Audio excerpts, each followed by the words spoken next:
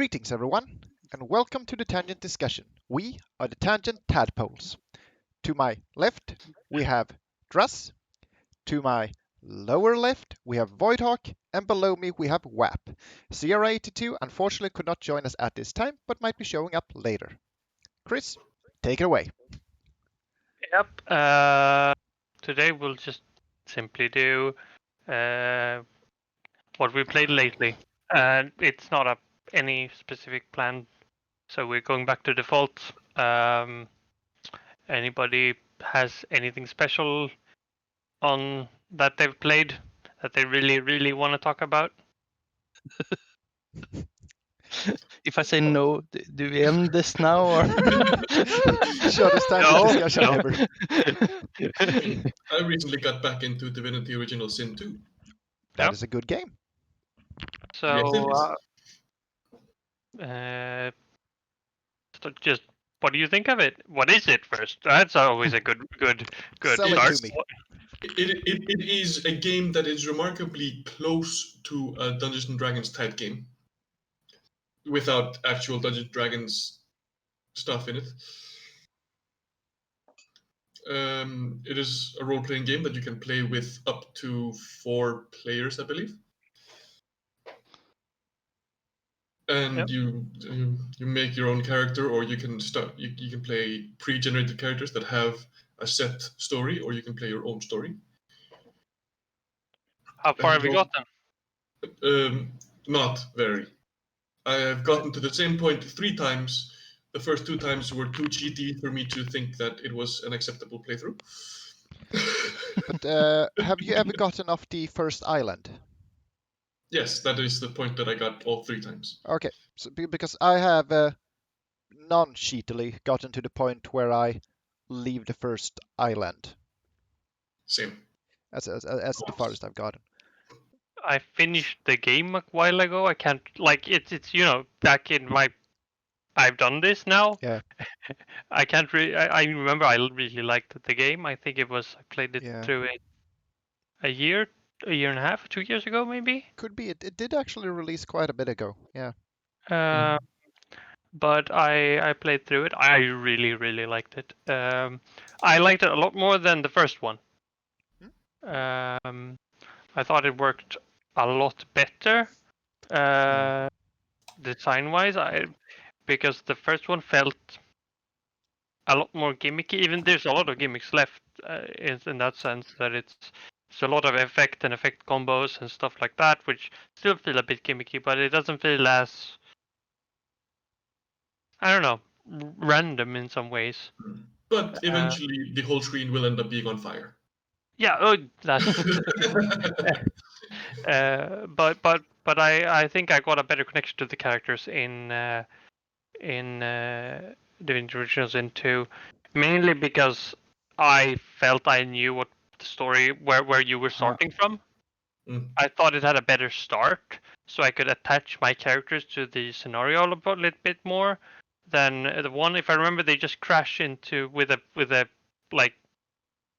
boat somewhere, and you just start with your 2 characters or Yes. 1 character. Yes. And you just sit there and you wonder, why the fuck are we here? And you, yeah. Also, the way you describe the game WAP, I would almost more like to describe it as a isometric immersive sim RPG that's turn-based. Because there are a lot of immersive sim elements that usually aren't in RPGs that are in Divinity Original Sin 2. But I don't know if I'd call it isometric. It is based on distances, not on. Yeah, but yeah, that is true. But like the default camera view is still the sort of top-down version usually. Yeah. But like the way they have basically they deliver systems to the player, and then they let the player use those systems to tackle problems, right? Yes.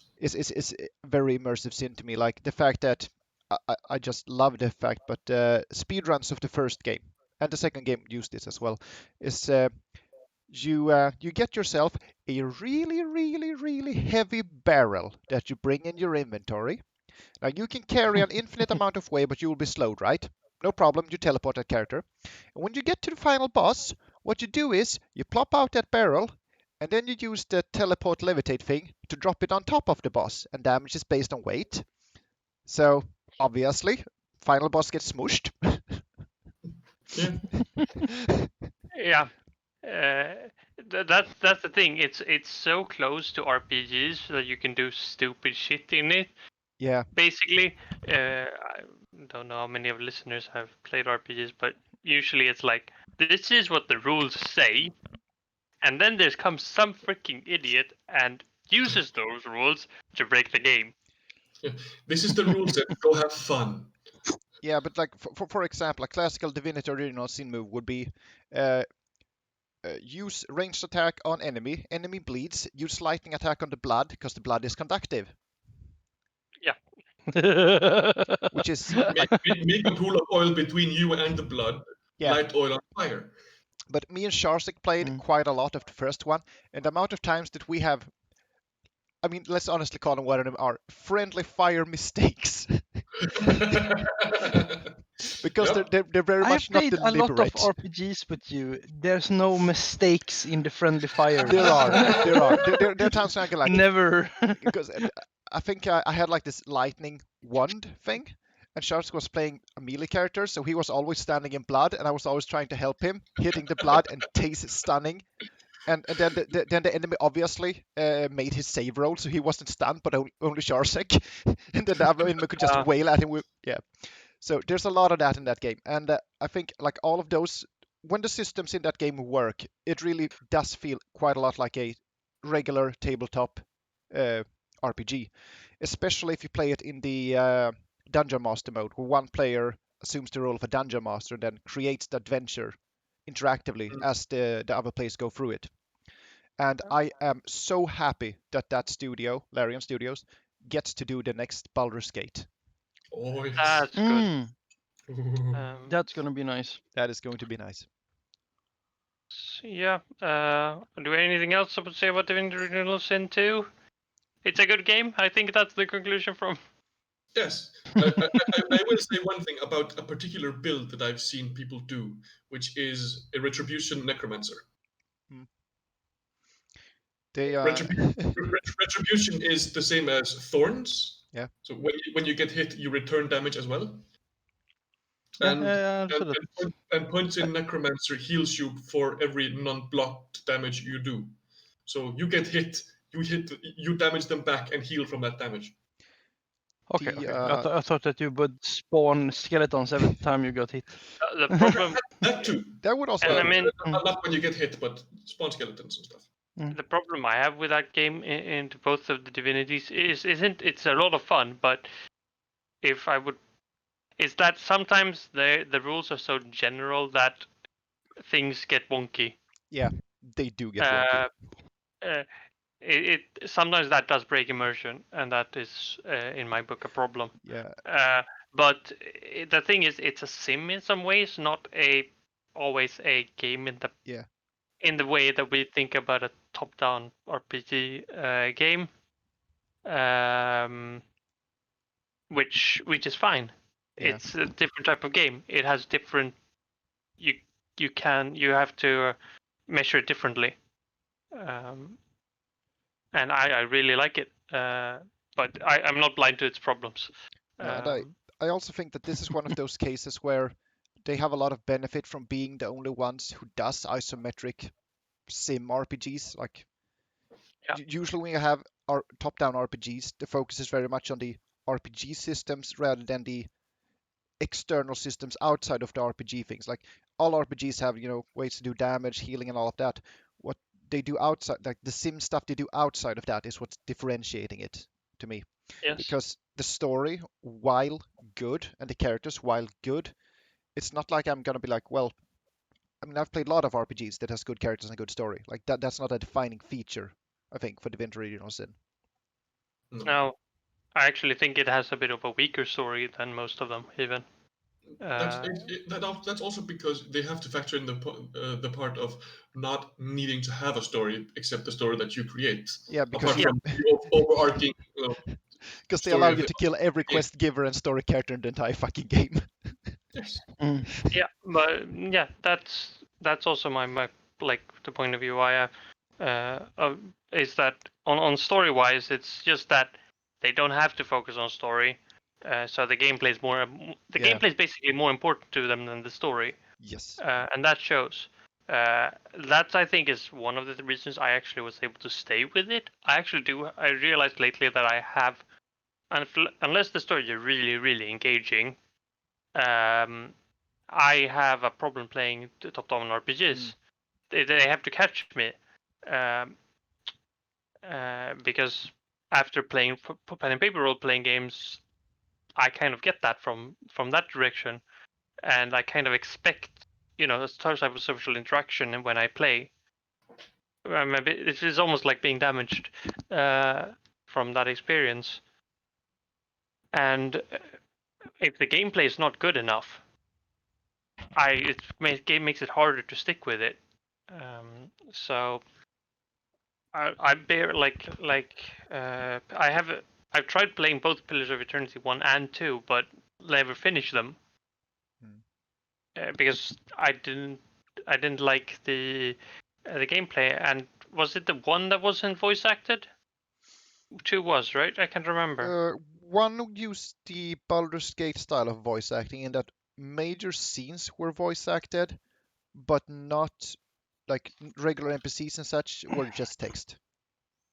Yeah, and that I do have a problem with as well, which I know why not everything is voice acted, but I have a problem with it being voice acted sometimes. Because when it's voice acted, you really like the story and you are focused on it. But then when it switches off, you go, "Oh yeah, what's up now?" You skip the text basically. Yeah. Yeah, because you're already caught up in the story from the voice, but I can understand totally that you don't put voice on innkeepers, but every main quest voice part should be voiced like text. I think Witcher 3 is a good example here, because Witcher 3 has really a lot of story content, but all of it is voiced. And comparatively to something like Skyrim or Fallout 4, it's actually rather decently voiced. So, like, I think it really shows when you put the time down for that. And as you say, Chris, I think for most people it brings you more into the story. But Pillars of Eternity, I think, gets a pass just because it really wanted to emulate that old Baldur's Gate Infinity Engine feeling. Whilst if you I just wasn't looking for it. But if nostalgia wasn't a factor, we would be all like, yeah, so why isn't it all voice acted? Why did you sheep out on that part? Yeah, and I know personally that I am not a nostalgic type of gamer. I'm very much not. If it's new, if it's good, that like you shouldn't rely on people's nostalgia when making a game. In my book, for me at least, if it's directed to me, you shouldn't rely on nostalgia. You should rely on good quality. That's why I'm a lot more in line with the ideas they have with the new Final Fantasy, when they have a different combat system and that's actually a remake of the same story. Yeah. But we have learned things. I will say that in a way it's strange that Square Enix has the idea that they have to fucking reinvent the combat system for every single fucking Final Fantasy. That is true. But I do like that they didn't keep the turn-based stuff for Final Fantasy VII Remake. I like that they went, this is Final Fantasy VII as a modern game. With modern design sensibilities, modern graphics, modern voice acting, everything's modern. The only thing that we kept is the story, basically. Yeah. So, Mikke, what have you been playing? I have been diving deep into the trenches of World War II in the heroes and generals. Oh, yes. And it's it's a World War II battle simulator. It goes from small squads meeting each other up to a war setting that you more or less have a big open map. And you can get fucked up from every corner of the map at the same time. Independent of where you drop down. You can go in and from the air, so airborne. You can pilot planes. You can run in tanks. You can do the ordinary soldering stuff, just running at them with a gun and rifle. Or you can use various cars and tractors and stuff like that around on the maps. So it's quite versatile to try to get your goal of either defending or obtaining the map from the enemy. And you play as in Second War also, you play as the Germans, the Americans, or the Russians. And the funny part right now is that they have, from the beginning, it was more or less, Russia and America against Germany. But nowadays it's you have a big world map that you try to take over. And I think it was yesterday, the Americans got kicked out of they got kicked out of Europe. So now Germany and Russia is trying its best to take over the. So it's also like what I would call it. Is it like an online campaign simulator or something as well? In a way. Yeah, more or less. You have the general part, because when you get up to level 10, which is a long way into the game, then you can get general status, or at least officer status, and then you see the world map for the first time, what is happening from above. So when you're on low levels, you, as I said, there's various difficulties of you mostly just fight infantry. And then when you get higher up in level, you fight more difficult enemies like planes and paratroopers and tanks. And when you are on, not all of the soldiers on the map are players. They are more or less advanced bots. So you can really be annoyed sometimes when you get around the corner and get shot by recruits. But it's a really nice feeling when you see somebody do a erratic move somewhere. Oh, player! Yeah. Especially when in the last couple of days, me and Patrick have been sitting in tanks. So that's quite nice. You hear the ping from the side. That didn't do anything. But just to clarify for Chris here, so the basic idea is that you have this big campaign map, and then the actual gameplay that most people do is like boots on the ground skirmishes. And depending on the outcome of these skirmishes, the map control moves for the faction that wins. So you can take over either rural areas or cities, and when you take over cities, the line moves further every time. So as a general, you can choose where to attack, and you can buy extra troops, the recruits that we have, the bots. You can buy and put into combat, or ask them to join you in on the stage. So I've noticed many times when you join in a game from the beginning and you see that, for instance, now when we had a very, very small part of America had a very small part of Europe still left, they had very few boots on the ground because there weren't so many left. So it's fairly realistic. Mostly it's one bullet and you're dead. And it can be a stray bullet from either the other side or somebody that shoots from behind you. I have a question about when in the, like, I assume that they've just taken a slice of the tech from the war somewhere. 43, somewhere 43, I think. So it's no 44 more, because it's Or it's more 44 because it's late 44 also, because you have started to get the heavier barrels on the Shermans, for instance. So the tanks you use is, for instance, from the small tankettes, which is machine guns only, up to the big barreled tigers and the fireflies and stuff like that. So it's somewhere in the late 44, early 45, somewhere there. And you can also see that on the uniforms, because you can both mod your uniforms and your weapons for better performance. And the uniforms they use are mostly gray, green, and that was in the German army, which is the one faction I'm playing for. That is the uniform they were using during that time. But that is interesting. Where were you pushed out from, though? From Europe? Where in Europe were you pushed out from? Where in Europe? No, I wasn't pushed out. I pushed. He's playing the Germans. The Americans, I guess. Yeah, I'm playing for the Germans. The Americans got pushed out. So the last part they had were Norway and Sweden. Okay. And we booted them out. I think it was yesterday. Sweden were actually in the war this time, like physical location. Well, it's just the three.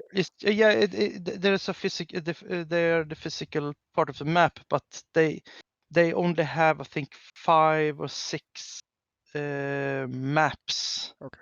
So even if they are on the cities on the map, it's the same city map every time we we play a bigger city. Different part of the world, same combat map. Yeah, because I was just gonna ask if they did like different maps depending on the zones, because like I think it could be an interesting idea for multiplayer shooter to go like, well, if you're in the snow region, you play on snowy maps, so vehicles have a harder time getting forwards and such. They've just added the snow. It's still the same map, but they've added the snow element into the map. Okay. So it starts snowing and you get bogged down. Yeah, and you can track enemy soldiers easier because there's tracks and such. Like blood also. Like I think that might like just to spice up your multiplayer game, because this is after all this is a free to play multiplayer game, so it's a grindy one. And if you're gonna grind for a while, it's nice if you have a big map variety to change up the gameplay. They do have changed it a little bit, so it's not that, especially when you get up to about level 5, something like that. It's not that grind anymore. You still want to pick one type of weapon to choose, because the way character creation works is that you get one of you buy one of 5 different soldier types. So either foot soldier or infantry, paratrooper, sniper, let's say a tank, crew, or pilot. And that soldier is the one that you're using on the field, and that's the one that you're getting new equipment, gear, and such. And rising the ranks. So if you want to choose, you get a new soldier, then you have to restart that again from his level 1, even if he's maybe in a tank instead. So you have to level that guy also with all the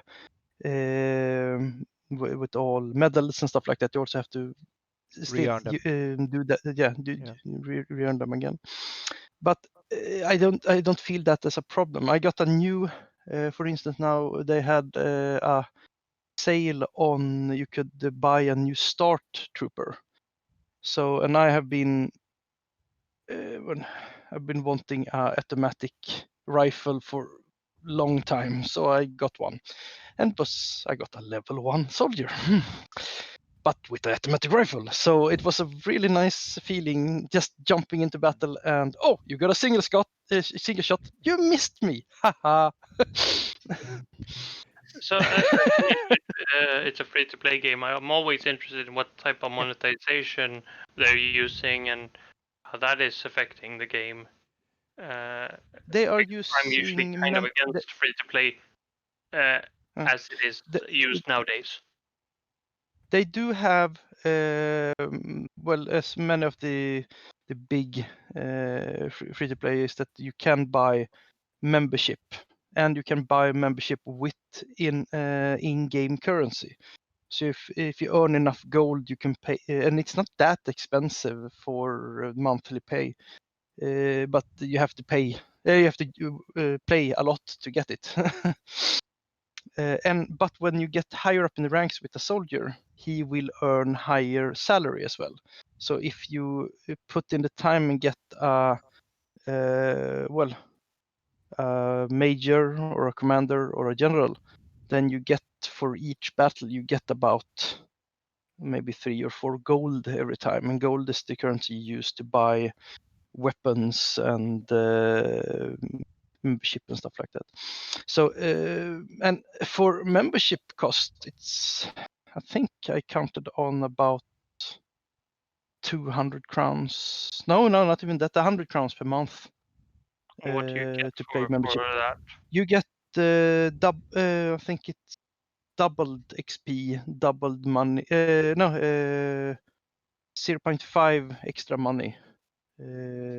Times extra 50%. money. Yeah. So yeah, 50% extra money, and you get extra chance for gold and stuff like that, and battle rewards. So it's not that big of a difference, but I got it in the pack I bought, so with the character I bought, so I could just, it was nice to use it.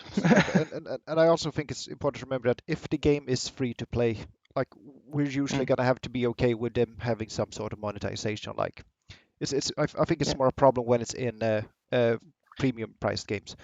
But I have a question regarding demonetization, because I remember we played this game, I would say 4 years ago, maybe.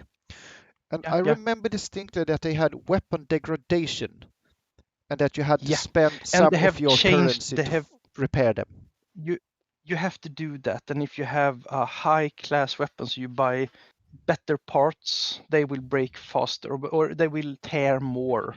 But they have changed both the rate they tear, and they've changed the amount you pay for them. And ammo, if you bunker up with ammo, the last thing you do before you refill your ammo before the battle is over, you don't have to pay for refilling your ammo, which is quite nice. Yeah, because I do remember because that's one of the pay. Yeah, I remember that they had that sort of, let's call it a gold sink, because that's basically the idea of it. But with repairing weapons and purchasing ammo, just to, so you know, like you completed a match, but you had to pay some basically upkeep, I suppose, to keep yourself, primed for the next one. The good part is it's mostly, at least nowadays when I play, it's about 30% of your salary that is put into fixing your gear.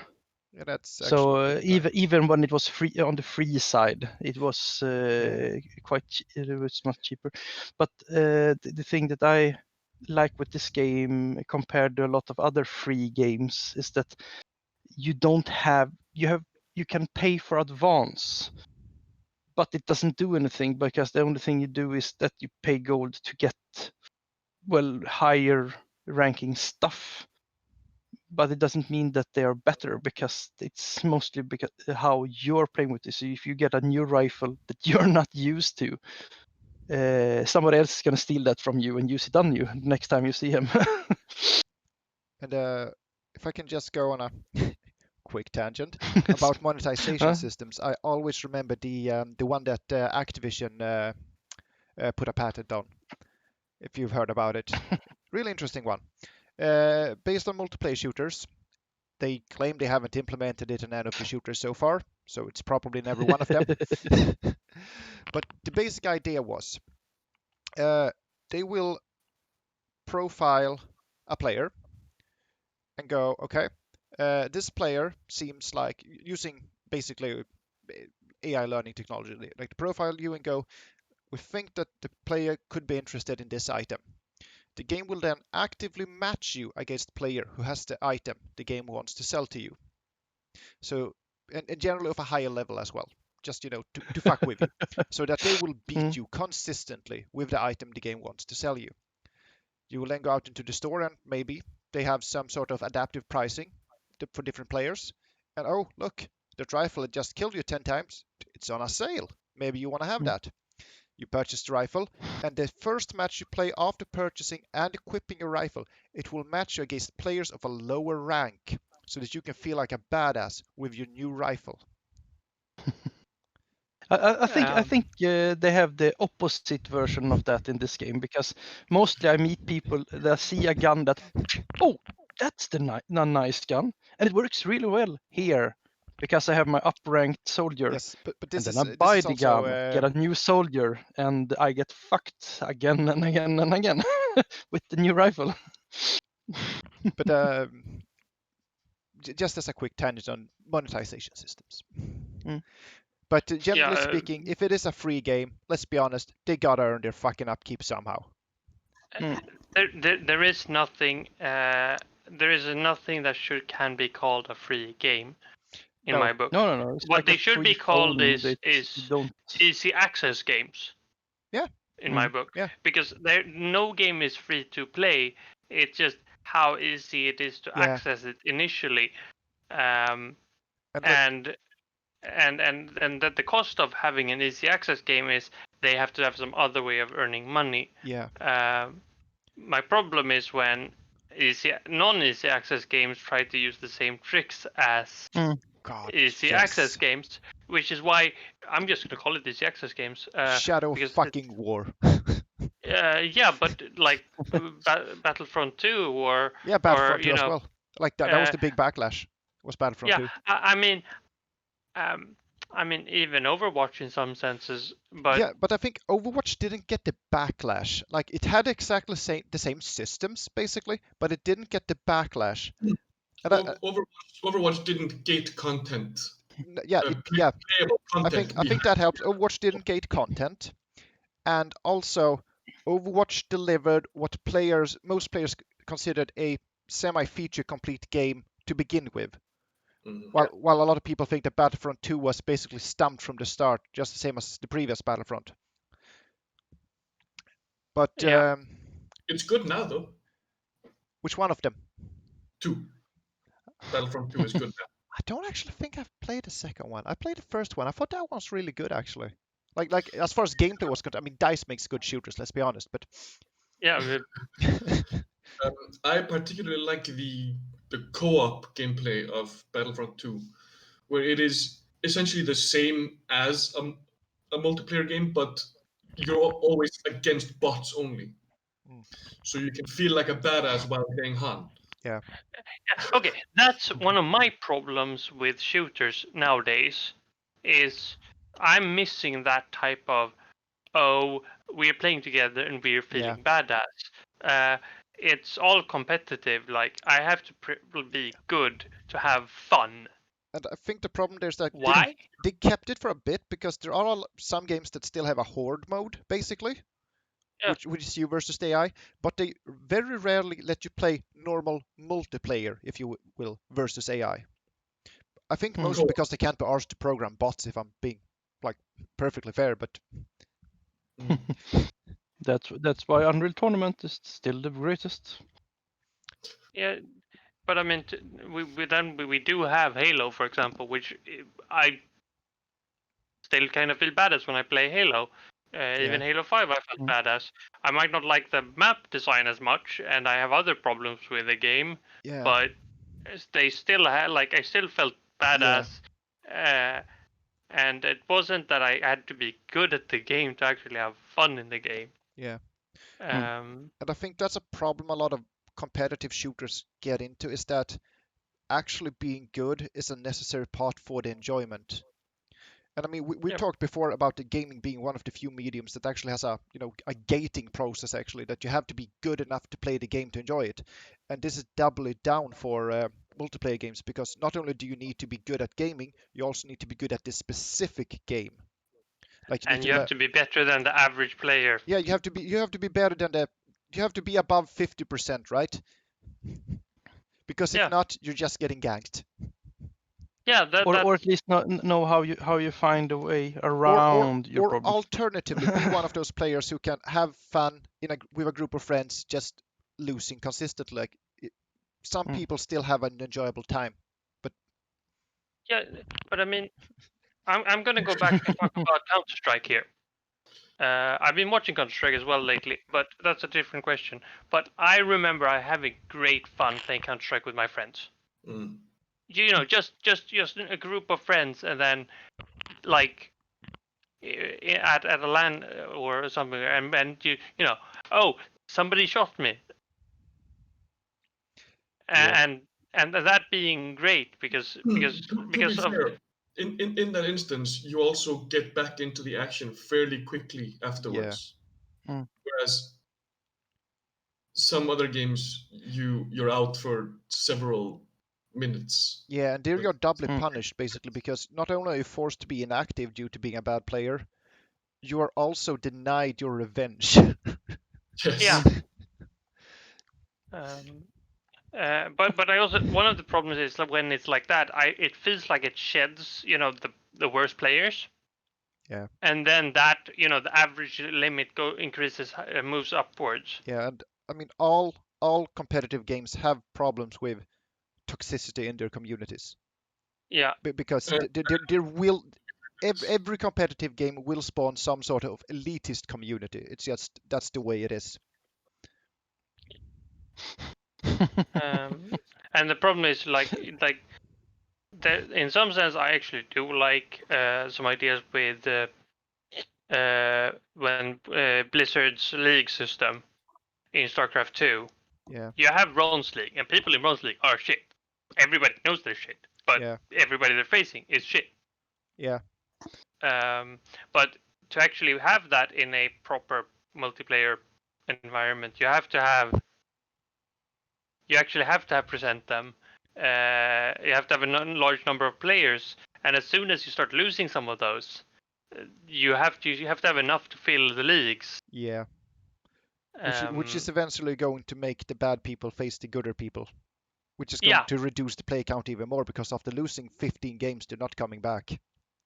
Yeah, I think StarCraft 2 did an amazing job on that, but I'm not. To be honest, RTS games are basically dead in the multiplayer community, except what's remaining of StarCraft 2 and actually StarCraft 1 nowadays, but they're almost at the same level nowadays. It feels like. And I think that's because RTS as a genre became MOBAs. Yes, I think so too. Because MOBAs are still technically real-time strategy. You're just not building anything. Yeah, it's just that you are it's focused on the micro instead. Like they dropped the macro part of strategy, went down to the macro level, and that became really popular. And the reason why that is popular is because it has a lower skill ceiling. Like the entry level is lower technically. Let's put it like this. I can play League of Legends with my girlfriend. She is total shit at it. So are you. Not getting murdered now. But I would be hard pressed to get her to enjoy, even more understand a game of StarCraft 2. Yeah. But it's the same way, like just here's Blitzcrank. He pulls things. Stay in the bush. The best example is actually Heroes of the Storm, where they've actually gone for let's lower the entry skill level and have it an ease of access game, so much that it's basically you can come in after not playing for a year or two, and then pick a character and then just quickly like choose okay abilities, and then like not even the ability choices you have is, and then you're not pulling down the team in the same way. Yeah. And also good bots. Yes, and getting rid of items, which usually is in all of these MOBAs, means that you have less of a chance to fuck up your build as a new player, because you are going to get the necessary skills. You might not get the best talents, mind you, but you will still be perfectly adequate. Whilst in a league game, you can purchase the completely wrong items and sit there like a fucking schmuck. Yeah, but on the other hand, and also get vote kicked from your team and stuff, because it's league. It does cause another problem in Heroes of the Storm, is that the skill roof, not the, you've moved both of them down. Yeah. So it's actually, you can't reach it as high of a skill level, which does cause problems as well. Yeah. But I think from Blizzard's side, they never should have attempted to like launch a proper like pro Heroes of the Storm. no. Like they should just have gone like, this is the casual man's MOBA, and have kept it at that level. Yeah, I agree. And it still is the casual man's MOBA. It still is, and it still is a really good MOBA. Like if I wanted to introduce someone to a MOBA, I would go, here's Heroes of the Storm. This is, I don't fucking know. Yeah, this is Diablo. You know him. Play. Yeah, but that's the thing. I actually don't like MOBAs except Heroes of the Storm because I can just pick it up when my friends want to play something. Yeah, and also the fact that they actively removed a lot of toxicity things, basically by going, you cannot under any circumstance communicate with the enemy team. And also, most of the characters you see, you can sort of figure out how they play just by knowing the character from other franchises. Yeah, and even if you don't know them, like most of the characters aren't that complicated. Like not every character is the Lost Vikings. Not every character is Shogal. Most of them are actually fairly standard. This guy does damage. This guy heals. This guy can tank. And then you have your specialists, which are strange. But like you can most of the characters can fall into a DPS healer or tank role, and most people can wrap their head around that pretty easily. Yeah. So are we going off?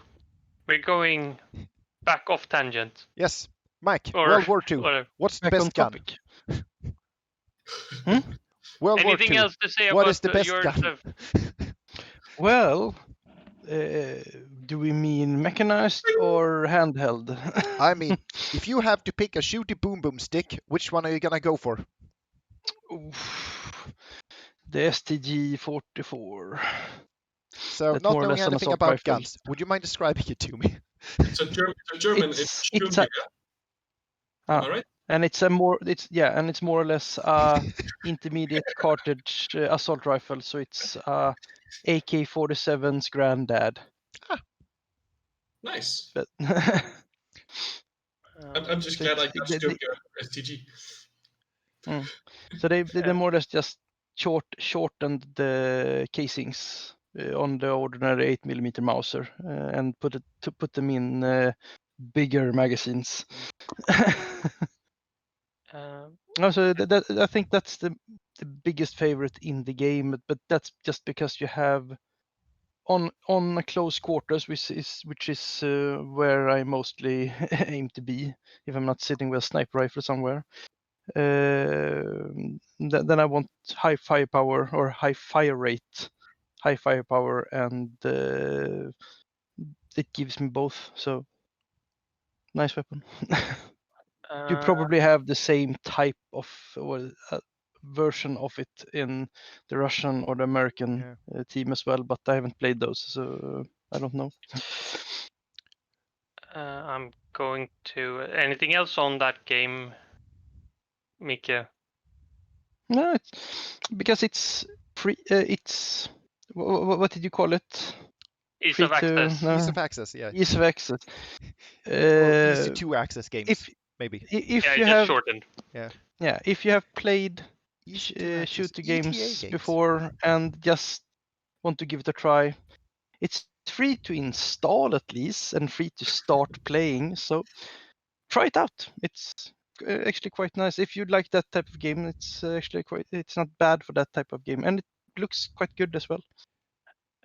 Just as a note, when I actually say ease of access games, I'm talking about all games that like cost less than 10, about 10 euros. No, let's be honest, they're free. Actually, more like 5 euros. It's really really cheap to buy. But if you don't have any money at all, you can still play this game. Yeah, but it's it has an entry level of 0. And also, as far as the ease of access games goes, I can't help but imagine that it becomes, EA games, easy access games. Still, the fact that That is still a thing. All of the, I would say all of, not all of, but most of the currently big games, and also the biggest, Fortnite. I think economics-wise, I don't necessarily think they're biggest player-wise. I think they've overtaken League, but still, are also on mobile phones, simply because of the ease of access. Because if you look today, what can you almost certainly guarantee that kids have? Do you not have phones? Because you can't guarantee that you have a PS4 or an Xbox One. You can't guarantee that you have a good gaming computer, but you can be almost fucking certain that they got a cell phone. Or a handheld. Or I should say a smartphone. Yeah, because I haven't seen the version of PlayerUnknown yet on your phone, but it's there. It should be it nice. Exists. Yeah. I've seen Halo on that one, so yeah, I know it exists. So, what has Nem been playing? God's name has been playing primarily 3 things. He has been playing World of Warcraft. He has been playing Resident Evil 5 with the old girlfriend, going through the co-op campaign with her. And he has been replaying The Last of Us since The Last of Us 2 releases next month. Okay. Have we talked about only old games? Have we talked about WoW is in its current form this?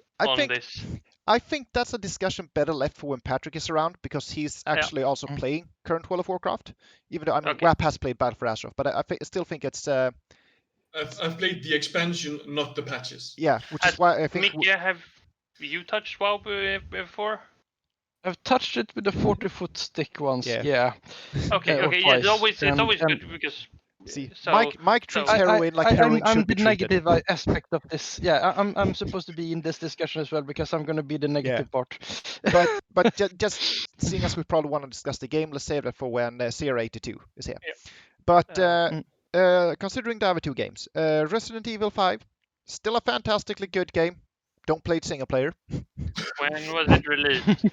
2010, I think. You can Google that if you want to, but I think it's. So which generation is that? It's the Xbox. They released it on the Xbox 360 and the PS3. Xbox 360 version is the better one, but they released it on both of those consoles, and they've also released it on. I don't think it's on Switch, but it is on the Shield.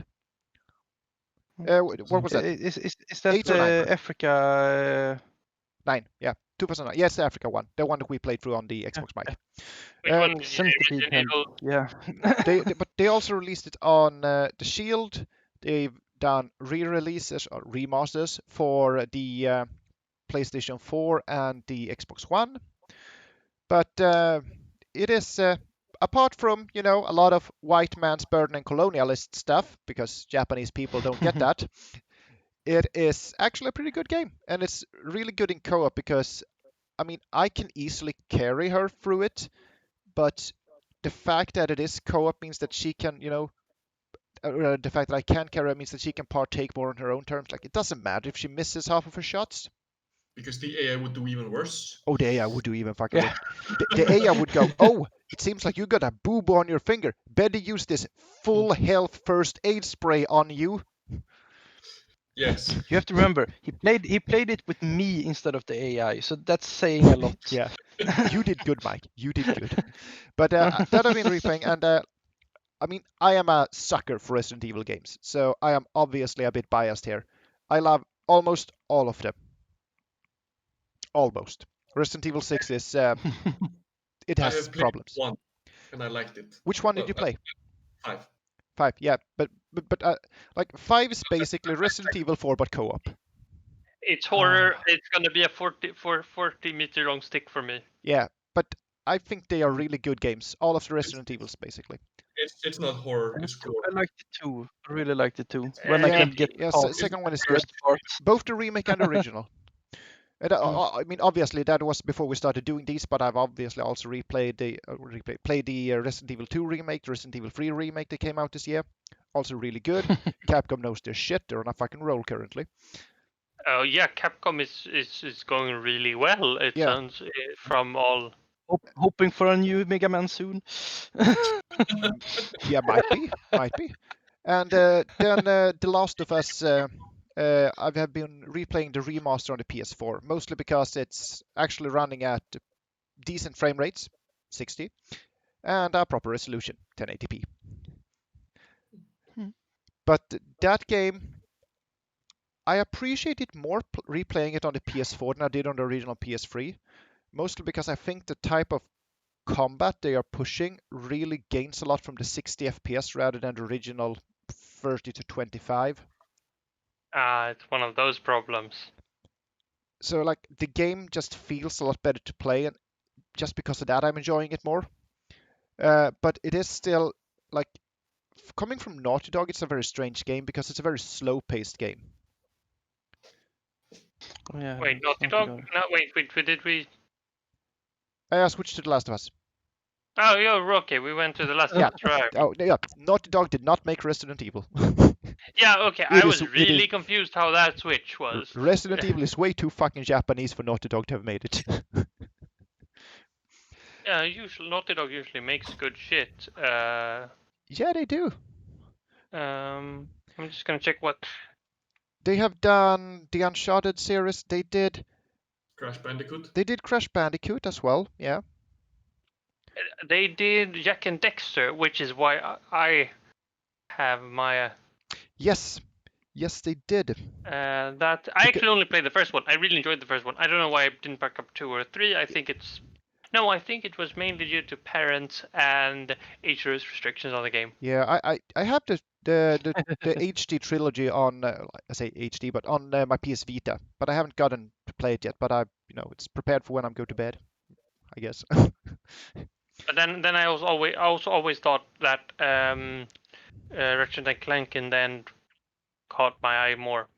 Yes, and I think the problem for the Ratchet and Clank developers, at least for a start, is that they went on to make the Resistance games, which have, while good, been a lot less successful. Weren't that they PS exclusive as well? PlayStation 3 exclusive, yes. Oh. There's also one on the PSP and one on the... No, actually... Oh, yeah, one on the PSP, yeah. And I think there's one on the Vita as well. Yeah. But did Insomniac game do something really... The new Spider-Man. Yeah, that's Insomniac as well. Let's not forget the new Spider-Man, because that was freaking that was best Spider-Man I've ever played. You know what? Which of them? I liked Sunset Overdrive as well. Of course, Sunset Overdrive. They did it for the Xbox One and PC now. That was also pretty good, actually. Not as fantastic as the Spider-Man game, but still pretty good. And I have also been playing like a little bit of Red Dead Redemption 2. I am slowly working my way through that game. Yeah. But other than that, I haven't been playing that much new stuff. Yeah. I guess it's my turn and take what we know is the big beast in the me and WAP is. Are you talking about the Horned Rat? Total Warhammer 2. Basically, the new patch for the Total Warhammer 2 game. It's DLC. In some DLC, DLC and patch. It's a great game still. It's having a lot of support. It's a total war game. You control armies on a map, in a world map, basically. Usually it's some part in normal total war games. It's just a part of the world, and then you fight battles where, like with units, but you don't build units. It's more of a combat simulator strategy game than it's a manage. It is a management simulator, but it's the macro level is clearly separated from the micro level in that game, because you can't do any macro things when you do micro things, and you can't do any micro things when you do macro things in that way. which is a really I think it's a really smart idea, because you really you separate the game into two parts, and I think that is a very very intelligent way of lowering the skill level and like the skill level you need to have to play the game. It does it really does things with loading screens and takes a bit more time to get in. Like you have to wait a long time, and it's the macro game is turn based. So, and then when you move an army, you get into the real time strategy game part of it. So I don't know. I really like it. The new patch is good. The orcs are finally good. I used to paint orcs back in the days. I actually do have some of my horrible orc miniatures from when I was younger. I'll pick one up, and they're over here, and you can see how horrible they are. Finally acceptable now. Just see this horribleness. Don't judge. I was a lot younger. Don't judge. Are they metal or plastic? That was a plastic one. I have metal ones as well here. I will say though, at least it was green. Yeah, at least it was green. Like, we all know that somewhere out there is a weird fucker painting all his orcs purple. I was actually thinking about doing that. But I have made a blue orc. Okay, so here is a non-gaming tangent. I was thinking about doing weird shit with these models, redoing stuff with these models when I get my new paints that I bought, just to practice and get weird orcs. Why not? They're supposed to be alkalized mushrooms, right? Yeah, I was actually thinking of skin painting some of them as well. You know, human skin painting to get them really wonky. But then you have ogres, not orcs. Or ogrims. Yeah, but we're not talking like this is not me painting miniatures to display them. It's painting miniatures for me to practice on. Yeah, like if you just want a minute to practice skin tone, I mean, orcs have skin, like as like model wise, so it's a really good thing to practice on. And I think they have a lot of these models actually do have a lot of leather as well. Some of them, so there's a lot of technically skin, which is a lot of leather practice as well. Yeah, but leather is kind of a, but then you know, it's some good models to just have and paint and work on. I was just thinking of what I should do with them. I was going to ask them, which afterwards, should I reprime them or not? But I probably would. I wouldn't reprime them, but I would rebase them. So I wouldn't paint straight on the green. I would use a new base color that you want to be the base for your miniature. Okay, so you mean that you just, you know, do a heavy layer of something? Yeah, I mean, alternatively, they might be a bit dusty, so maybe clean them off, you know, before you. Yeah, of course. Liquor. But I personally, I would probably not reprime them unless you're repainting the entire model. Yeah, I probably am repainting the entire model. Yeah, then you might as well reprime them, I suppose. Because I can also do zenithal highlighting then. Yeah. Which they aren't. If you have a way of stripping some of the paint that's already there off, that would also help. If it is Games Workshop paint is supposed to be water soluble, supposed to be. No. It doesn't.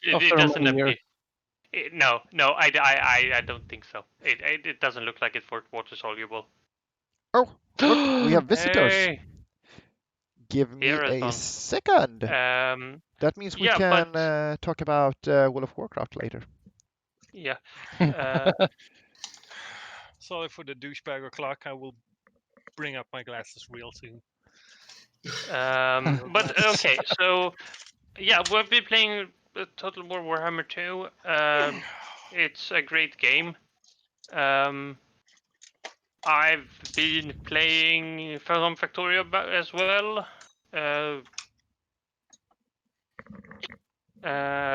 Which also is a great game where you build a factory and the factory does shit and builds things, and you know, I don't know.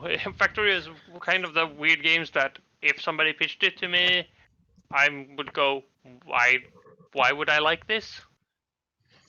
but it's the process of making a factory and getting something out on the other side is kind of enjoyable. And design wise, it's a puzzle game, kind of, with the combat elements and results. Problem But solving. it's not. It's weird.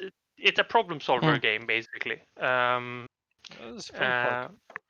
I mean, the mental exercise is something that I think all of us want in games. Yeah. I actually think that there's like two ways. Like sometimes I want a mental exercise, and sometimes I just want to get into flow. You want to be entertained. Yes. Yeah. Okay. But if you can combine those, I think. Oh, that's called Portal. Yeah, but there's different levels of games, and Yeah. different games do different things. I've also been playing some Stellaris lately, because Stellaris had their Federations patch, and then they had their anniversary patch, and that changed the game a lot again. Stellaris is the same game. Every couple of months it's a different game. It feels like. Yeah. Which is how Paradox games work, Yeah. but that's another Paradox question. releases platforms, then they release content for the platform. Yeah. So you can basically say the game is evolving. Yeah. Yeah. On the other hand, Yes. it might not be a good evolution sometimes. Some like upgrade packs or expansions and so on make the game into something that you are not expecting, or have I? Yeah. Okay. But they're also removing some stuff now, so that they added earlier.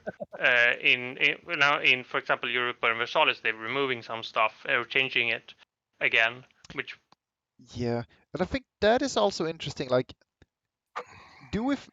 like just the concept of the game developer? I'm assuming is this for an expansion you purchased? Because otherwise, the game developer removing content you've paid for is a bit strange.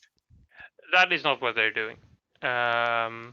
They can actually change things. They have changed some stuff that you've paid for, but then in some sense, if you've purchased enough of the Paradox DLCs, you probably know that Paradox tries to fix things to work coherently, and they're constantly fighting against that They're fighting a constant battle to keep their games coherent and functioning together, and adding new interesting features to it.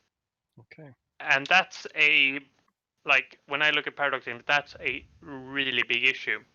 That they don't segment into 5 different systems that don't interact, because it's that interaction between the game systems that really does Paradox games.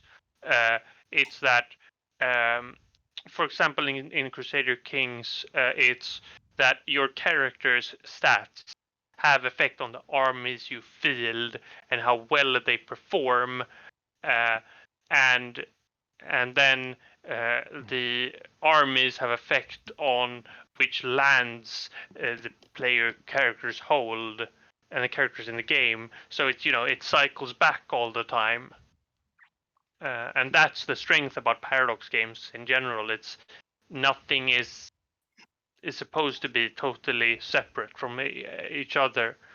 They should have an impact on each other. Not always. Sometimes there are systems that come in and affect the system directly.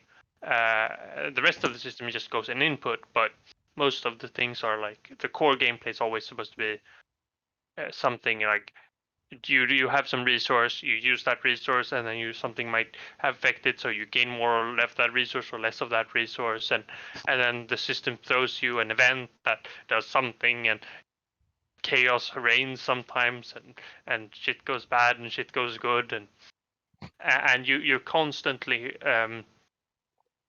interacting with the system in interesting ways. And part of the enjoyment with Paradox games is learning those systems. This is more true for the more pure Paradox games like Europa Universalis and Crusader Kings. especially Europa Universalis in that list. But it's a less true with, for example, Stellaris, even though it's gotten more and more like that.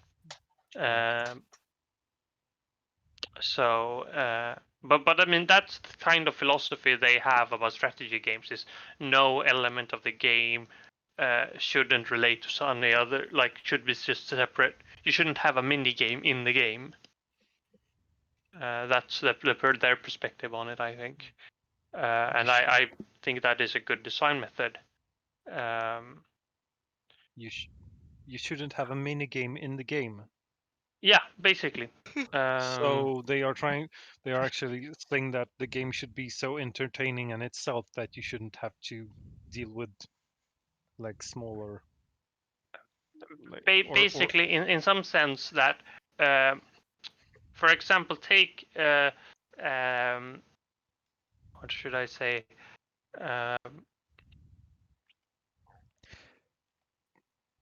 Would an I don't know. accurate reference be Gwent in The Witcher? Yeah, that is actually an accurate. Not completely, but mostly yes. They shouldn't be a separate like secondary thing that you want to do. And in some sense, I actually do. In that sense, I don't like Gwent in The Witcher, except that I did enjoy Gwent in The Witcher a lot. For us uninitiated, would you make a 30-second summary of what it is? Collectible card game Okay. inside The Witcher 3. Yeah. Okay. And Point A taken. lot of girls disregarding the obvious story problems of piss poor farmers playing collectible card games in a fantasy world. Yeah. Well, it's a fantasy world. Wow. Just fucking wow. Yeah. Okay. Cheers to that. How many people do you know that play Magic the Gathering competitively? How many farmers? Yeah, but I mean, This is a Chinese gold farmer. I think that Gwent actually was, for being that way and being slightly immersive breaking, it was enjoyable. Yeah. But what I'm saying is that the gameplay of the minigame itself was enjoyable, but the addition of the minigame was unnecessary. But I think what Chris is aiming here for is that it is a separate game with separate systems from the main game. Okay. Yeah.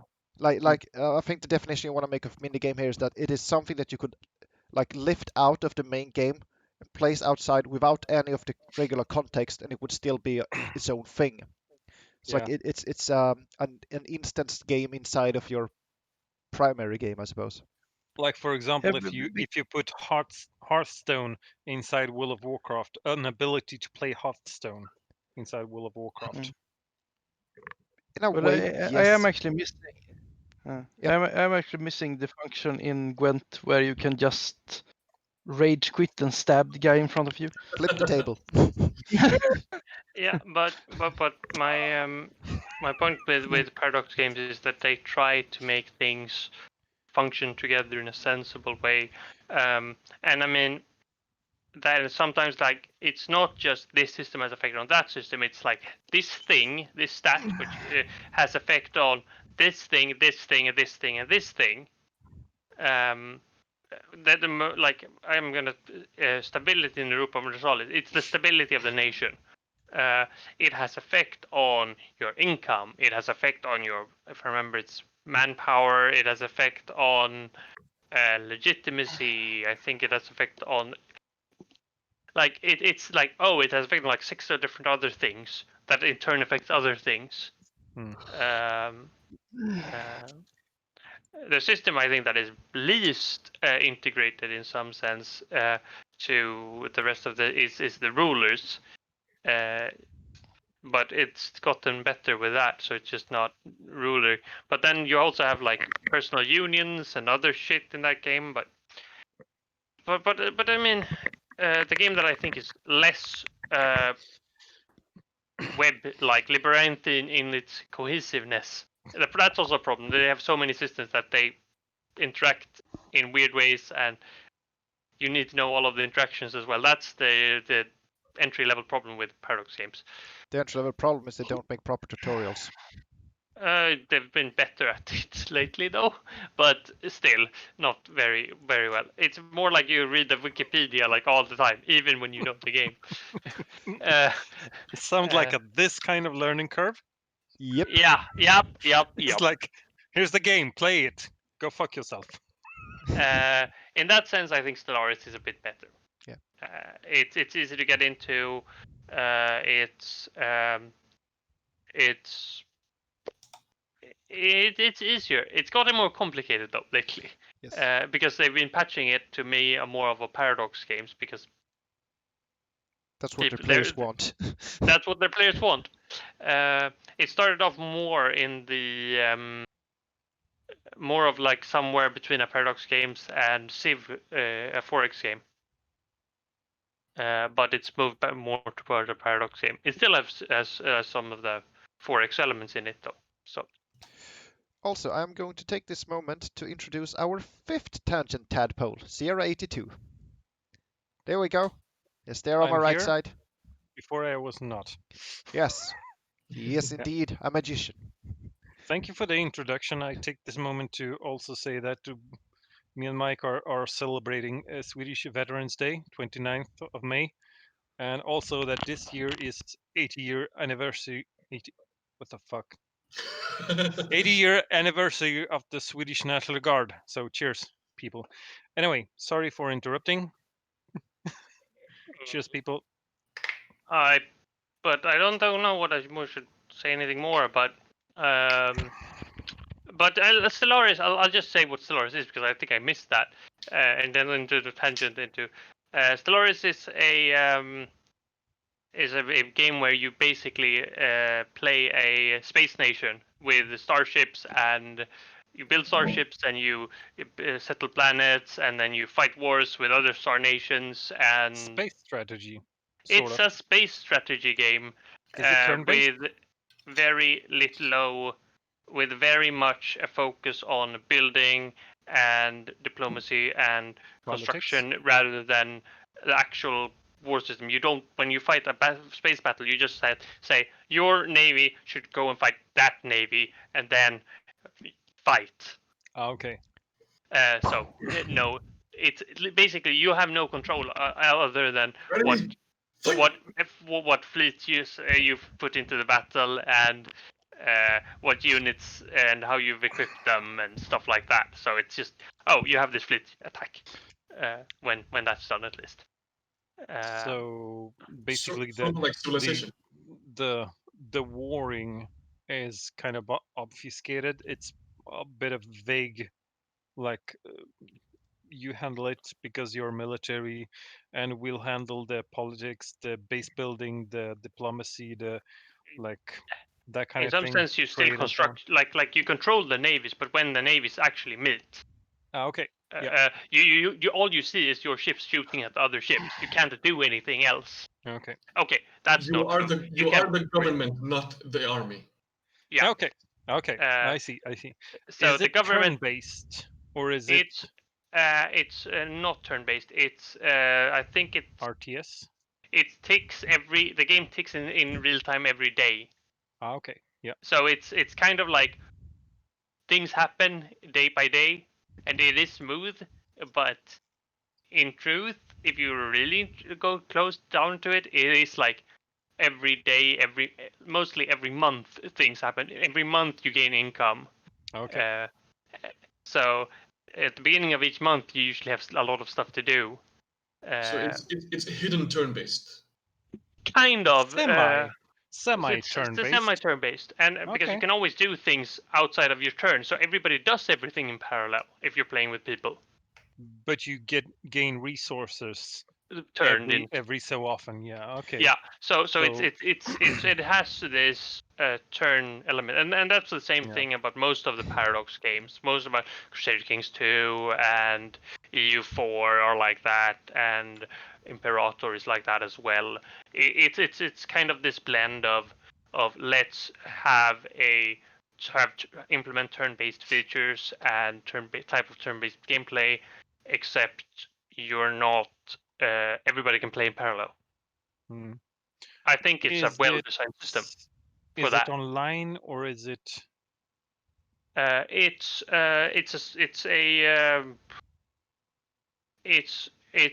play single player or play multiplayer. It's the same type of gameplay. Okay.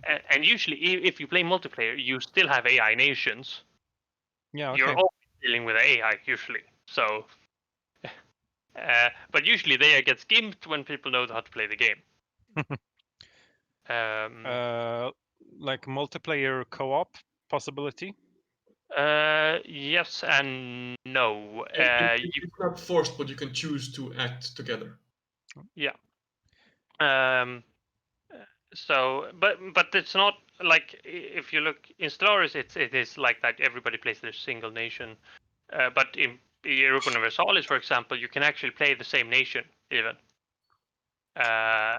So literally, you can control the same features as systems, and you can order around the armies. If I play this, we play the same nation. I can, control economics and build things and controls part of the army, and then you could do the same thing with another part of the army. Yeah. Okay. But that's how it kind of. So, but I mean, the Paradox games work kind of are I think the best middle ground between a turn-based game and a real-time game in some sense. Because I always have this problem in turn-based games is that you're always sitting there not playing the game.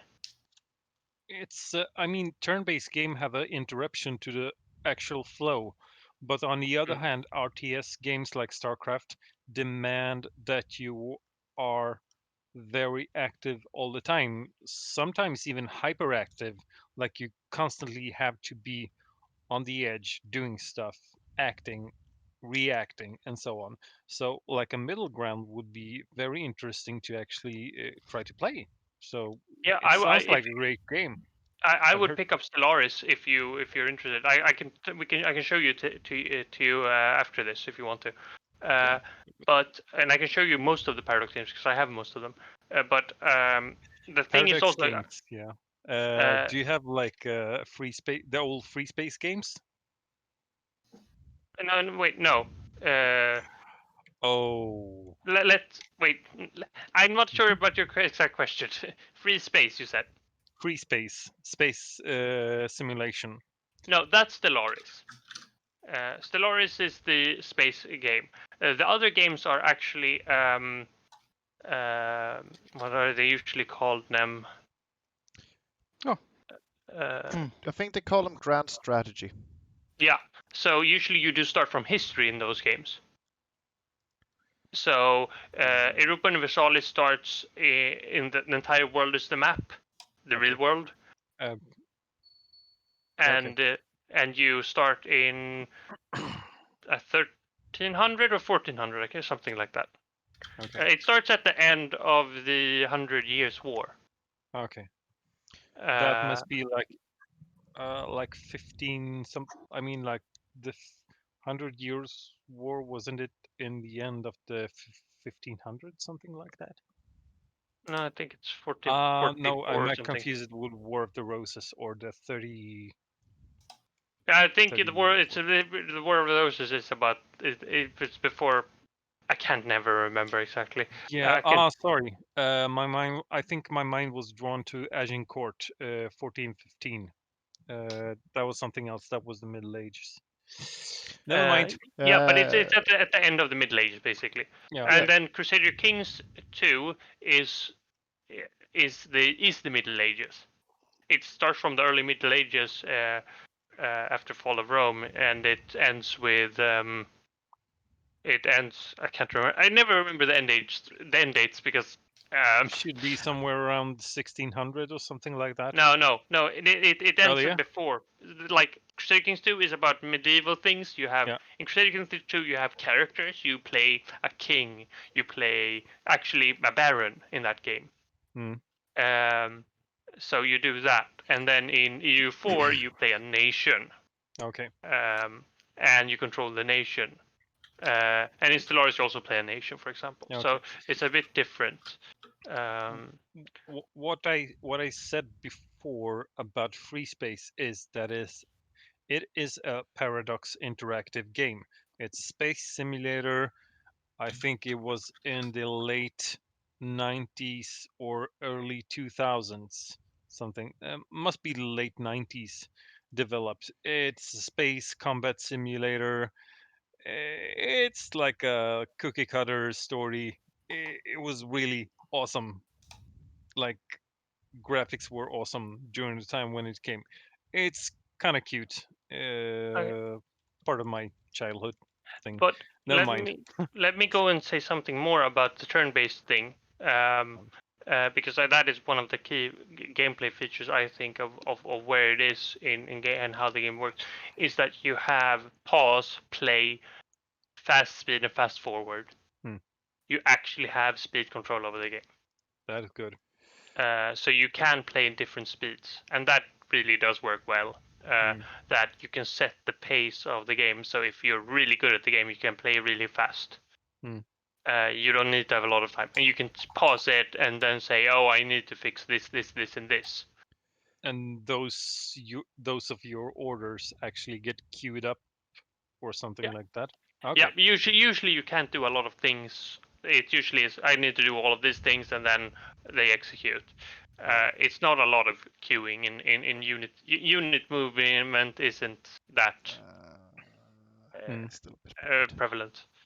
It sounds a But yeah, bit like if you remember the combat system from Knights of the Old Republic 1 and 2, you had this sort of system where you could pause the game, queue up a set of actions, and when you unpause the game, the character would execute all those motions in that order. yeah, Or you could on the fly while you were fighting, you could queue up a number of orders as well, which was an interesting system because you yeah. could get kind of excellent combos. But what I like about it is that you have the choice of how you control the game. Hmm.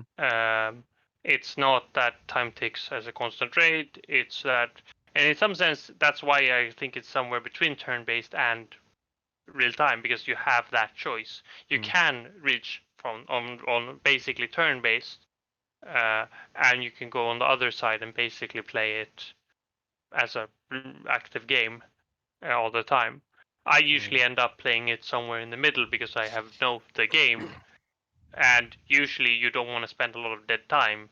No. So it's usually, but if you really want to make sure everything is right, you might like the first thing you do in a Paradox game is always pause. That is the first thing you do. Stop. Hammer time. Yeah, because you wait, where am I? What do I need to do? How does everything look? You take in a lot of information in the beginning. Okay, shall we move on to Patrick? Yes. What have you been playing lately? Okay, I've been playing Carlsberg. And And I mean, that's a fun game. It really messes you up. No, no, really. I've been doing I've been playing my Druid on World of Warcraft retail. So I've been doing quite a lot of island expeditions for Azerite power to power level her into Oblivion.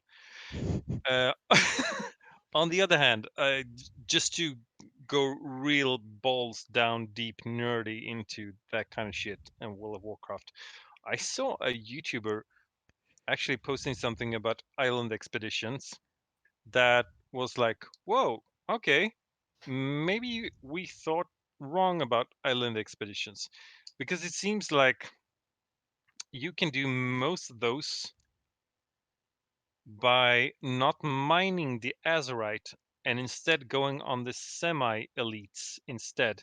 And you just go around killing semi elites, you get that Azerite, it's not so hard, and you get the bonus loot as well. So you get more loot and you get the benefit of doing the like island expeditions. I don't go on those like PvP ones. I just go for like heroic. I haven't done mythic yet. but eventually I think I'll move up there because my item level is really like rising now. So it's been a couple of days of island expeditions, World of Warcraft. I actually did my first mythic a couple of days ago as a healer, and boy, I got spanked really hard. It was almost enjoyable. Are we talking Mythic Dungeon here or Mythic Raid? Mythic Dungeon. Mythic Dungeon. Never done a Mythic Raid. Which I've level done of Mythic heroic Dungeon? raids. Heroic raids back in Wrath of the Lich King. Yeah, But, that is what they call Mythic these days. Okay, we fine. might want to do the round of what does people have WoW experience, because it's every else people are gonna get freaking confused because I bet everybody here has different perspective on WoW. Yep. I'll we do probably mine do. though first. Okay, yeah, okay. I played WoW during open beta. Okay. I played vanilla. I played half of Burning Crusade. Then I stopped. I then picked up the game at the pre-patch to Cataclysm. I played Cataclysm, and then I played some of Mists, and then I stopped. I raided during Cataclysm. I didn't raid before that. Just and I'm not into PvP. Also good to know. And you are not playing currently? No, I'm not playing currently. I am having difficulty getting back into it, and I'm not sure I want to get back into it for other reasons nowadays. Okay. Right. Political or sorry? No, Yeah. just time sake. Okay. I think I want to do other things with my time. I played from day 3 of vanilla, started raiding in Wrath, and have been a raider since Wrath until I stopped playing after the first patch of the most recent expansion. Whoa. Fuck yeah, dude. Nem. I'm an old hat, but I can't anymore. So We love you. I am We love you. presumably the young boy in the society then, because I'm a Wrath baby. Aww. Aww. So I started when they added, I think it was called Trial of the Crusader in Wrath. Was this because you didn't have a good memories. internet at home? Oh, Was this because you didn't have a good internet? Yeah, this is literally because I did not have internet at home until that time. That is literally yeah. But I knew it. but then I've basically been playing ever since. I mean, I have on-off periods and such, but I have actively been playing during every expansion. And I have also been raiding since Wrath as well. Although not in the same guild as Web at that time. That didn't happen until Cataclysm. Yes. Where just as a funny story, I managed to get invited to the raid team. We were doing Firelands. Halfway through the boss fight, I just abruptly log out and then show up for the rest of the evening. They must have hated me. But the truth is, I swear to God, 3 fell on the power line. I could so see that. I could also see that your the phone rang. Yeah. Picture or it didn't happen. But have you seen his phone? Good one, Mike. Sketch it. But yeah, that's the Painted in snake. Yeah. And then I think, Mike, you have been playing like a little bit here and there, but never properly, right? I played 1 hour at launch. I played the first proper one when it was the big competition between Guild Wars and WoW, and I was a Guild Wars person because it looked better and it was a better gameplay for me. But I played 1 hour when it launched. I played 1 hour of Pandaria. Played 1 hour with, I don't know which update it was when you and me played. That when I made my hunter. I think that would have been Warlords of Draenor when we played. Okay. And I played about 2 or 2.5 hours with Sierra. Yeah. Before I realized why I hated it. Yeah, but you also played Classic. I mean, like Classic has Classic is classic. It's Classic like has from aged the like old wine. It is sour now if you I- didn't develop the taste back in the day. Yeah, that is my and as I said, I word. played Classic, Fucking and word. Classic was the only one. So Yeah. it never.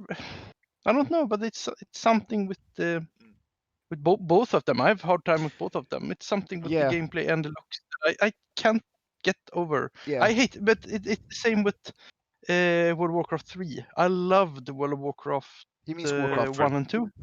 Warcraft 3. Warcraft. Sorry, Warcraft. Fight me. But Oh, yeah. I Bring played. it, bro. Yeah, Patrick's not going to be answering on Discord for a couple of days after tomorrow. So It's like he's lying beat up in his apartment with a sign on his back. It just says Warcraft 2 owns. Suck it. Edit. Mike might come home missing an arm. Fight me, bro. yours. Yeah. But It will as be I this I shoved love- up your ass. Gain the arm, you mean? Okay, You did sorry. put 18 plus on this. I do. Again. I do. Good. I played the first Warcraft and second Warcraft. Loved them, all the expansions. Came to the third part, and I absolutely hated it. They had destroyed my favorite game, both how it looked and how it managed, how the troops moved and how they interacted with each other. I really hated it. And WoW was just More. second. Yeah, it was just more of it. So Yeah. that's also why I couldn't manage to play it. Yeah, I mean, mean- the first I mean, builds of World of Warcraft was literally made in the Warcraft 3 engine. So It is Yeah, still and I've run in the always- World of Warcraft engine. Or it's still run The on Warcraft, the main engine, right?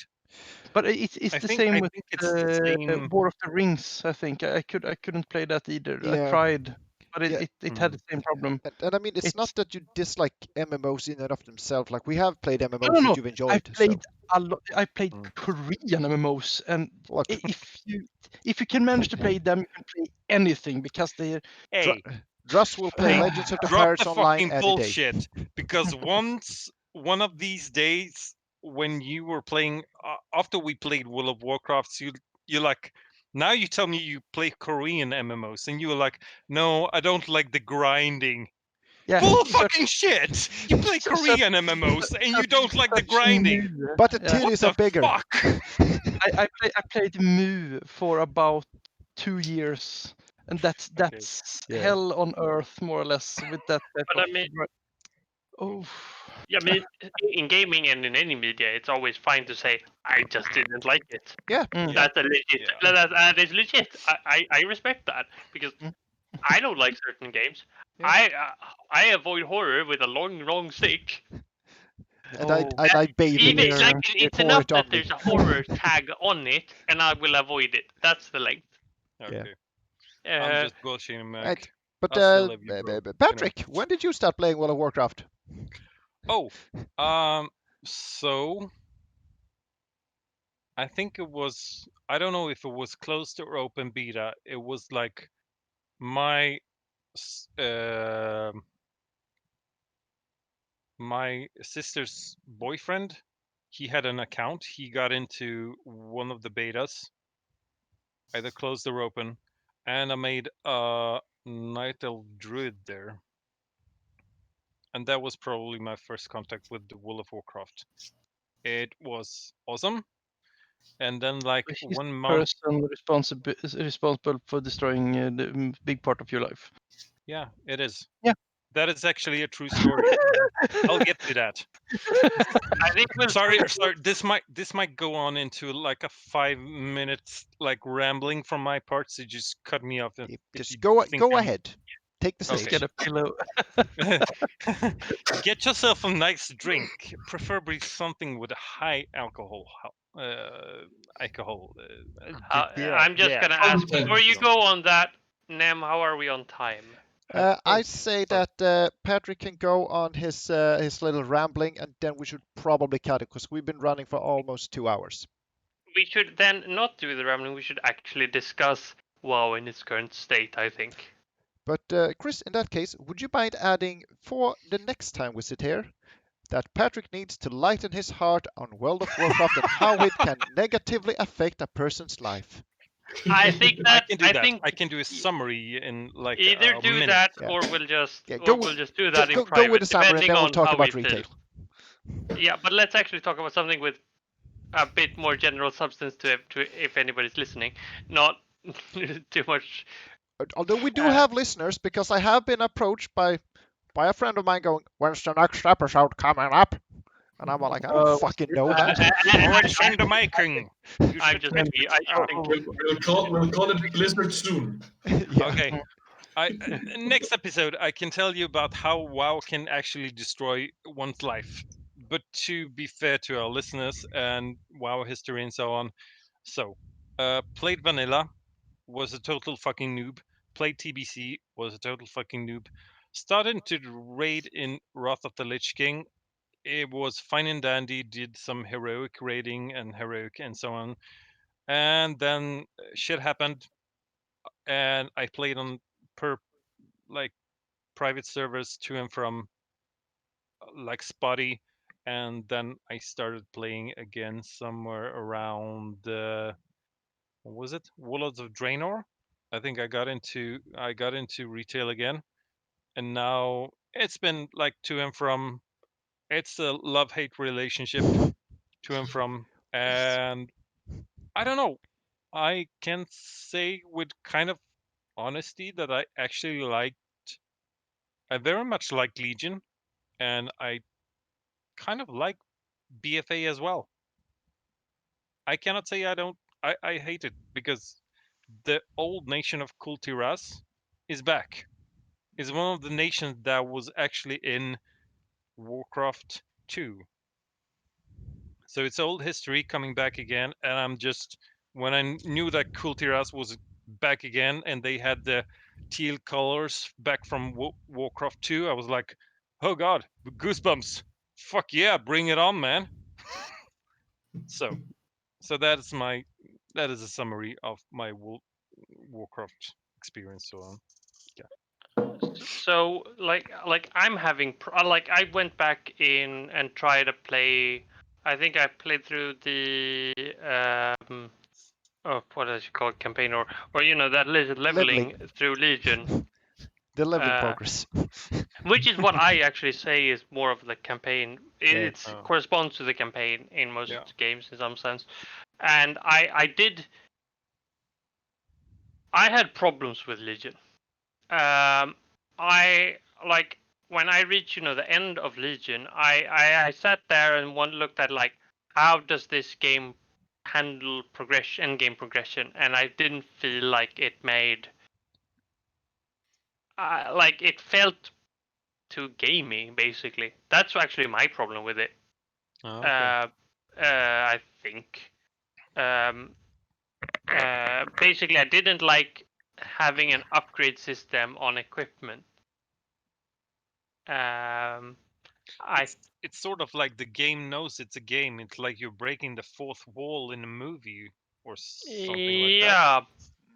Like the Deadpool movie, but that is somewhere like more of a comic relief thing. Yeah. But if you do that in a more serious aspect, it gets wrong.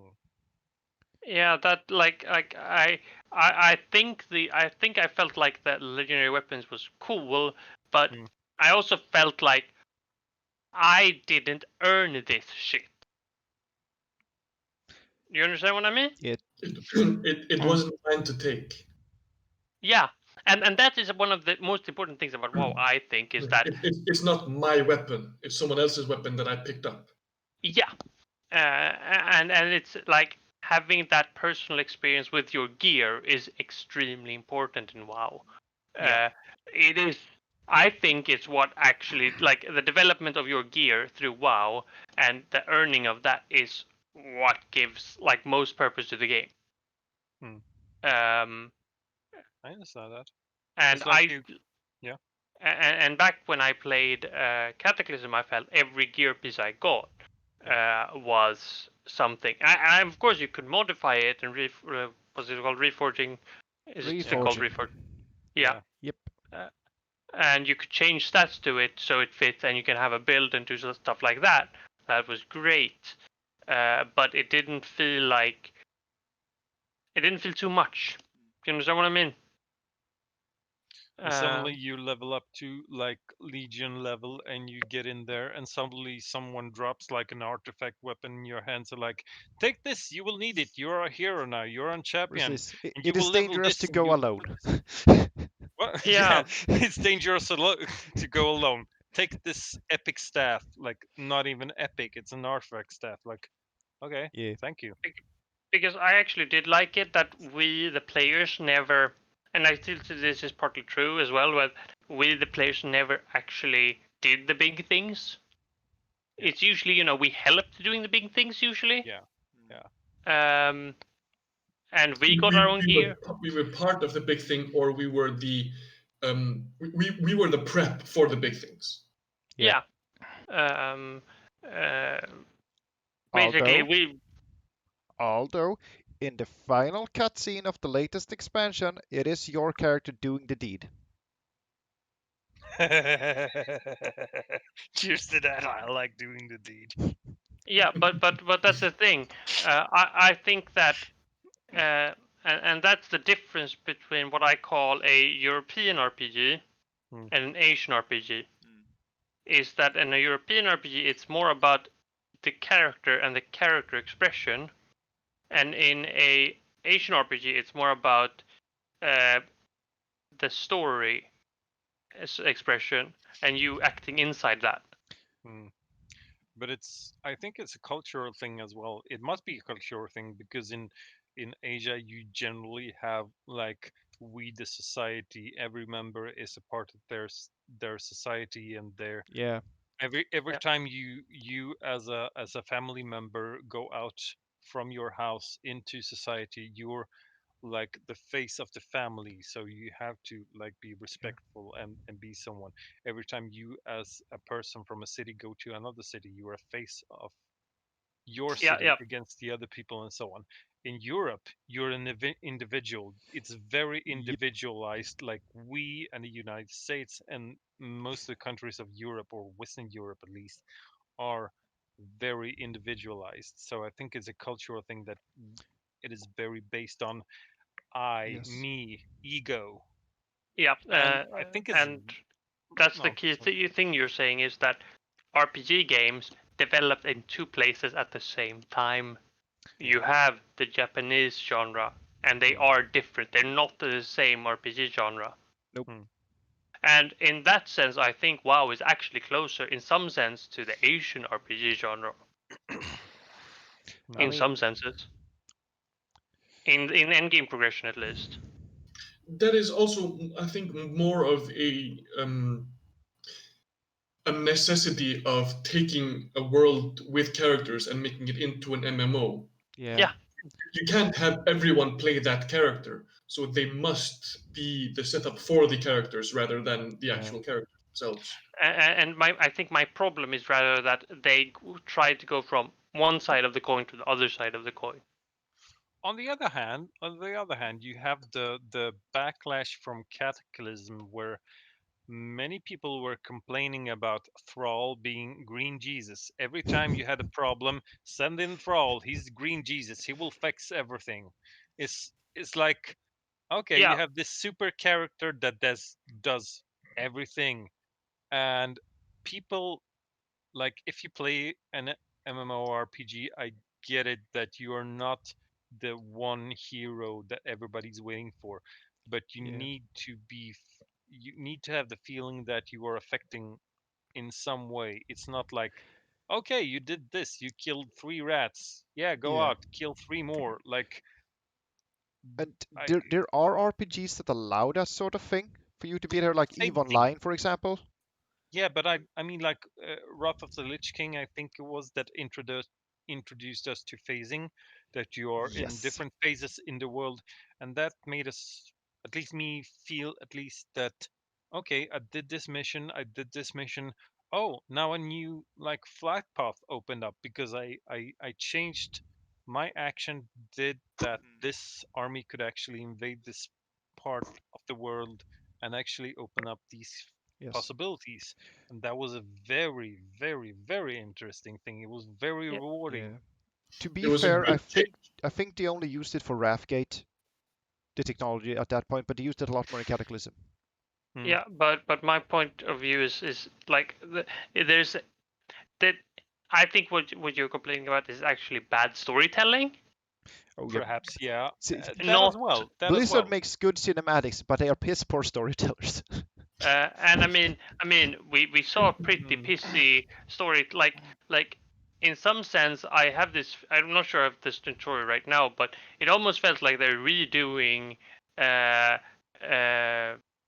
Grom no not Grom Garrosh. Garrosh They're doing with a Garrosh, Sylvanas. yeah. Yeah. And my reaction is, why the fuck? Sylvanas might have a moral issue, but in some sense because she has a moral detachment. But the interesting thing with Sylvanas is that she's always on the leash. Has always been trying to leash that in some sense. I felt like when I looked at her character, and then she just goes totally wonk wonk. No. She's very logical. Yeah. She's cynical, but she's very logical. All her decisions are very.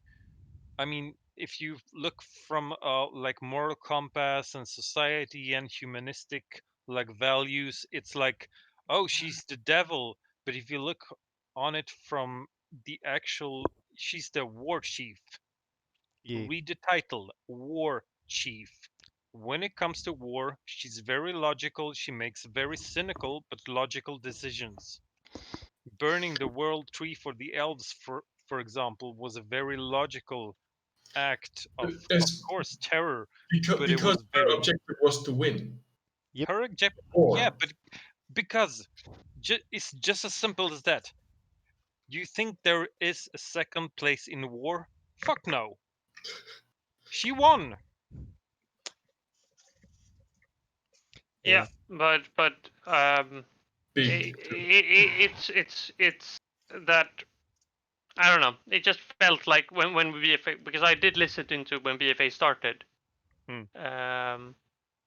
But is Sylvanas dead yet, or is she alive, or is No. she? She is She's, in the, Well, she is in the define dead. Shadowlands. is Define she? dead.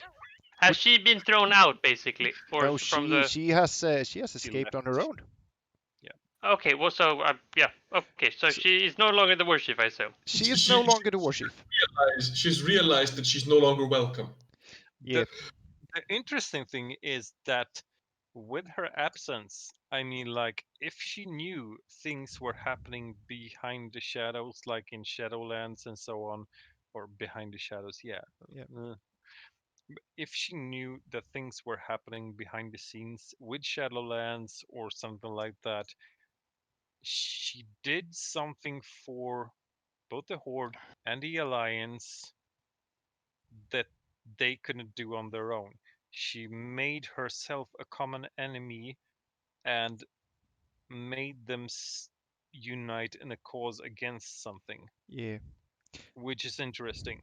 So it could be a long run strategic plan to cooperate against a greater enemy. Then again, I think the idea of that is pretty stupid because that's the same idea Raffion had back in Mists of Pandaria. Sort of, which is, oh, the Yeah. Legion's coming. Better prepare y'all to band together again. Yeah. I mean, but I mean, how many times have Blizzard recycled ideas? Oh, all the fucking time. Yeah. I mean, They Sort basically of. went, the Greater Rifts is a good idea in Diablo. Why don't we have them in World of Warcraft and call them Mythic Plus Dungeons? And so they did. Yeah, okay. yeah, but at least I don't know. I have problems getting into it because it's. Yes. In some sense, one of my problems actually back in Cataclysm, I knew this from back in Vanilla and Cooper and Crusaders. Back then, we always got new abilities. We had things that were freaking pointless. Yeah. Right? Remember Yeah. that? Yeah. But vanilla was like, here's a sandbox. Fucking go balls to the walls. And I think the thing to remember is that in vanilla they were still trying to adhere to a lot of the quote unquote role playing of the role playing game. And that means that a lot of class flavor is gonna be pointless fluff. Because it's a class fantasy and you need what kind of spells does a warlock have? He has these kind of spells. The warlock can kill himself to summon an infernal. Is it stupid? Yeah. And sometimes the infernal will be angry. And will be hostile. Yeah. Why? We don't know why. Does it make sense, like balancing wise? No, but it's a fun fantasy. When is the demon not angry? Yeah, and I think like that we see that less in Cataclysm as well. They did start pruning there. They did. And it was a problem, but I think there still needs to be some character in that there are pointless abilities. Not everything has to work. Like go ahead. But there is to be like, oh, these abilities could be used together in some interesting way. But then there's also like this ability you could also have that, so you can do that and that and that and that. And that's, I think, is what I somewhat felt was missing when I went back to Legion. And I also think one of the problems that all games face these days is that min-maxing is the way to go for most players if they want to do content. And back in vanilla, it wasn't that bad because most people didn't have access to the resources to do proper min-maxing. Like everybody's talking about the meta. What's the meta of this? What's the meta of this? Yeah, but which is game, like, which means that Blizzard could have abilities that did nothing, and there would be players like not necessarily did nothing, but were like subpar or not very useful, and players would still use them, right? Yeah. But now if they have a subpar or bad ability, players are just gonna remove it from their bar and never use it. Yeah, so like we need to remember that gaming is in a completely different place now than it was back in 04.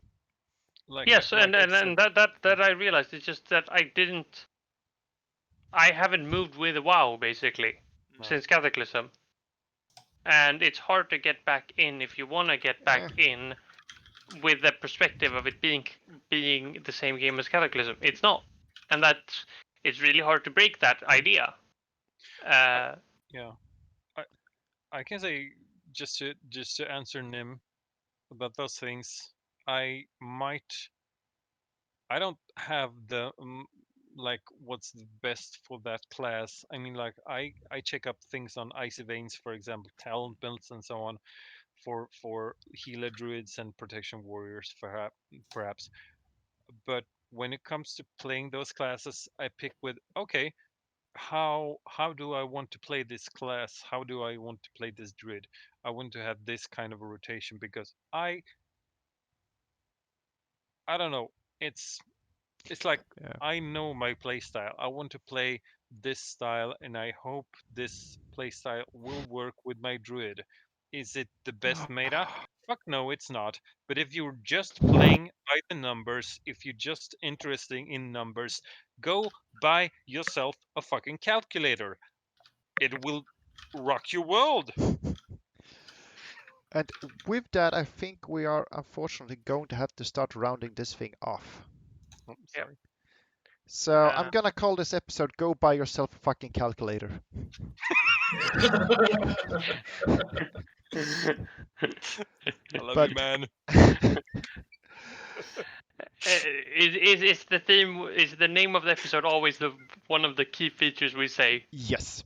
Okay. Yes, it is. But just to start rounding things off, to my left we have been having Druss, who has been very graciously listening to us nerding down about World of Warcraft. Yeah. To my right we have CR82, unfortunately late this time, but all fine people arrive late. To my bottom left we have Voidhawk doing a heroic attempt at trying to keep us all in check. Always failing. And to my bottom right, we have Wapox, who is our token Icelandic person. Foreigner. Mascot. Yeah. The only reason why this is in English. The only reason why this is in English. Yeah. We could have probably I make it international. we could have probably had it in Danish and he would have understood, but we don't talk Danish. So. Well, I have some potatoes, and I think I saw a frog before, so I can fix that. Fan man. Yeah, but thank you all for listening to us talking shit for 2 hours, and I hope you've enjoyed the episode, and there will be more coming eventually. So when we feel like it, it comes on when we feel like it's scheduled. Yeah, it's when we have the time, basically. When all of us have the time. When all of us have the time, yeah. So until next time, have a good time.